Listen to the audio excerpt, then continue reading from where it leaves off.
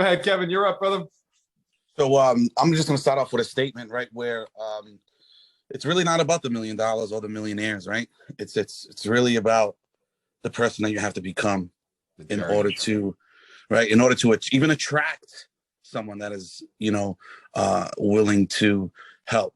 So just being here, yes, I understand it. It's a great tool. It's a great resource, but being active in here and really just adding value to the community is where you'll see yourself take other avenues into, success and whatever you want to do. But anyway, I wanted to get a question for you guys was activity versus productivity. Where do you see the signs of just doing activity and not really being as productive as you would like? You know what I mean? Like, what are the first tell signs? Or I love that question. I'm gonna cut it right there because the simple answer is, if you're not monitoring your results, you don't know. You gotta look at your results, because your results dictate whether you're just doing activity or whether you're productive. And so, I want to, and stretching your goals, because the fact of the matter is most of us, especially when we get in the beginning of it, and I mean, I'm no different than anyone else.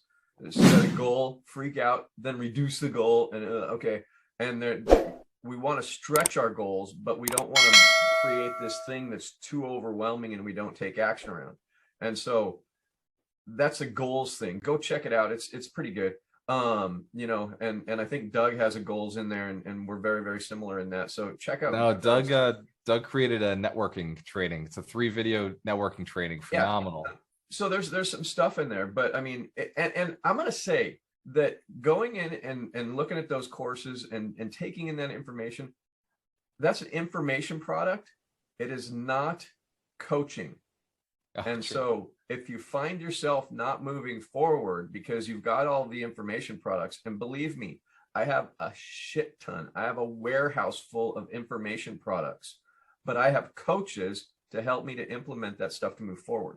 And so think about if I'm in this idea where Kevin's talking about with this activity, but I'm not feeling productive and I'm not seeing the results, then I need a coach. And it doesn't have to be Doug. It doesn't have to be me. It doesn't have to be somebody here, but you got to get a coach. And so, I was going to add, what the coach is going to also help you do is sometimes the activities we're doing are not even related to the productivity. We haven't even gotten a clear line to go, okay, what are the results I'm looking for to know whether or not these activities are appropriate? And sometimes we do activities to feel good, but they're not necessarily the ones that are going to take us to the goal. Sorry to interrupt you, Terry, but no, that's exactly where I'm going. Is like many of our activities, we tell ourselves, I got a book called Quit Taking Your Own Bad Advice. We tell ourselves we got to do this stuff in order to do that stuff. And the biggest place that you see this, there you go. Thank you, Mike Shine, keeper of the books. He's got my book. And Mitch has it too. Here's the thing. It's funny. All the coaches have each other's books. Interesting point. But when we're looking at actually getting the results we want, we got to stop doing the back end stuff as much as we are, and we have to start doing the front end stuff. Sales, we have to actually start talking to people. We actually have to start doing this stuff. And what people do is they really work to make all of the back end of their business work really good, and they think that they're trying to create systems and processes that is going to make things smoother once I start taking action. And what they're doing is they're procrastinating and hesitating on going out and getting rejected because they've got rejection on their mind and they don't know it. And so Walter talks a lot about the back end of his business, but he's out there in front of business talking to people all of the time, and he's got a team doing the back end. And so if you find yourself doing a lot of the back end stuff, building a website, looking at URL names, doing, writing or doing any journaling about what you're going to do when you make $1 million, great. Do that when it's income, or do that when it's not income producing activity time. Do it in the off hours. But when it's the hours during the day that you're looking for, be out there connecting with other people. And if you don't find yourself productive, creating the income you're looking for, that's how I define productive. Is I'm making my monthly numbers that I need to grow my business, because the only number that matters is the number coming in to fuel your business. If you're not hitting that, you're in activity, not productivity. Kevin, is that helpful? Because I think the question is valuable for everybody on the call. Hands to the camera if you're getting value from Kevin's question. How do we track our effectiveness? I actually just started reading a book on my way back from the event. I drove back. The book is called Effortless. And in this book, he's talking about how we can get overwhelmed. Kevin does wholesaling. He does, flipping and wholesaling.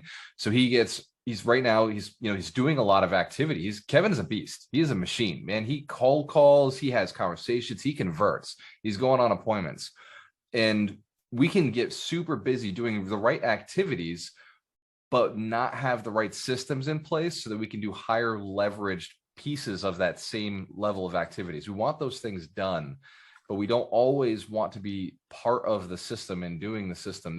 Ron and I take time each week to build on the business versus in the business. When I'm speaking, when I'm here on stage, or when I'm here in a Zoom or video like this, I am in the business. I am operating. I am servicing in an active manner. When I'm outside having a conversation with Ron with how do we scale this? How do we get this in front of more people? My time becomes more highly leveraged. I'm still spending the same time every Saturday, but now there's 700 people who are looking, or 1,000 or 1,500 people who see these videos afterwards. Hands to camera if that's valuable, if it makes sense that you can do the same activity, the high leveraged activity, Kevin, which is your voice, it's your scripts, it's your energy, it's your system, it's your process, it's the principles behind what you do. But then putting it into the hands of other people now allows leverage for you to be far more effective.